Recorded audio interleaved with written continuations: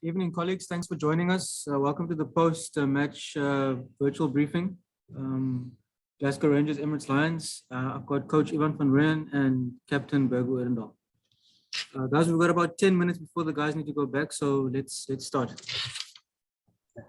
Ivan, if we can start, I mean, we can look at the opposition, we can look at the conditions, but it must still be bitterly disappointing to coming so close. Perhaps Berger, you as well, coming so close and just not, one or two decisions, well, internal decisions. I mean, you make the wrong choices on the field. Yeah, Jan, I think there was two or three reasons why we frustrated in terms of not getting the result. I think physically we were really good. For 90% territorially we were good, and I think that's why we feel the frustration is it's almost a case of we losing the game, not necessarily they beating us, where I think last week we felt Scarlets did beat us. So a lot of positives, but obviously the frustration not coming away with it at the end, but really proud of the guys' effort and the way they put their bodies on the line physically today. Berger, from your side, I mean, can you give us an idea of how the players are feeling? I know obviously there's disappointment, but what do you take out of this game? Oh no, I think the boys are really gutted tonight. I think it's massive improvement from our last game against Scarlet. So no, really hats off to the boys. I think they really came out and gave it their all against the Warriors tonight. I think it's just a South African thing. We expect to be the best in the shortest turnaround. And I hate saying it, the word building, but we're still a new squad. It's barely a month that we've had with our new assistant coaches. So yeah, it is a building progress, and yeah, I think we're always going to expect the best from the start. But yeah, so small steps at a time, but yeah, huge improvement already from the boys. What aspects of the game do you think improved most, and what do you still have to look at? Berger, you can, if you don't mind. I think it differs from game to game. Especially tonight, Evia slotting in at 10. I think the guys around him really did well to almost stick in our kicking game, playing the tennis battle with them, and then just again errors when we got into their 22. I think it showed when we keep ball in hand, we're putting them under pressure, but it's just that one split second that we just can't finish it off. So that's still a work on for us. I'm going to ask you. Do you want me to go there on the same question? Oh, Jan, go. Yes, please. Yes, I think the biggest improvement defensively, I think we were good today. We stopped momentum. We were scrambling that first 15 minutes, and the guys really adapted well.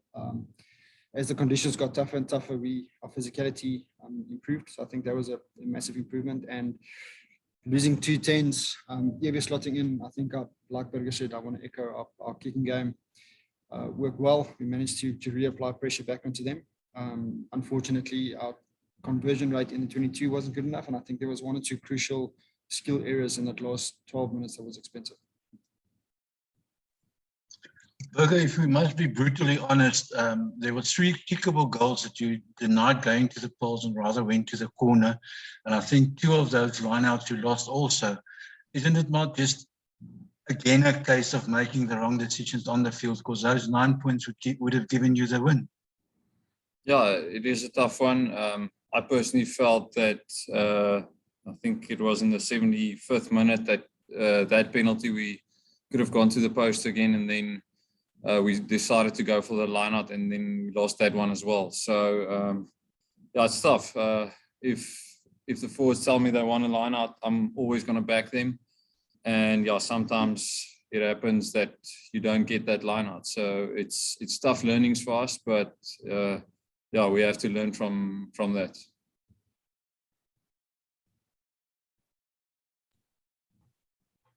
Also, even if you look forward, I mean, you got 1 game on tour. Do you guys have certainty what happens next? Are you guys coming home definitely, or are you going to play somewhere else in Europe?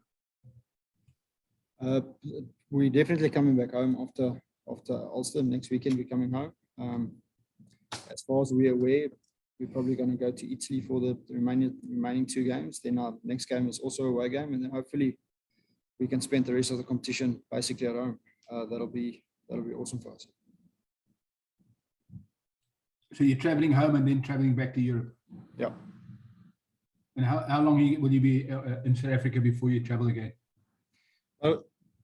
We after the tour and the travel, with where we are currently in our periodization and conditioning, we'll probably give the guys a week and a half off to just rest and recover the bodies. Then it's probably another 3-week stint before we fly and come back to Italy if that's the final thing. So we're looking at about a 2.5 to 3 week, almost want to call it a mini preseason before we in game week again. Are you looking at possibly a warm-up game or 2 before you fly out again? Yeah, it might be something we need to look at in terms to just get the guys ready, but I almost think we're at a place where the more repetition we can get against one another. So whether it's a Friday becomes 3 20-minute chuckers against one another, that kind of thing, we might get a little bit more out of that. But if there is a game available for us that we feel that will slot into our planning, we won't be against it. I'm sure the cheetahs will be available. Time will tell. Anything else, guys? I'm all good, thanks. I'm also good. Thanks, Nielsen. Thank you very Thanks, much, guys. gents. Thank you. Yes, Have a guys. Thank enjoy you. the Thanks. Bye-bye. Cheers, guys. Cheers.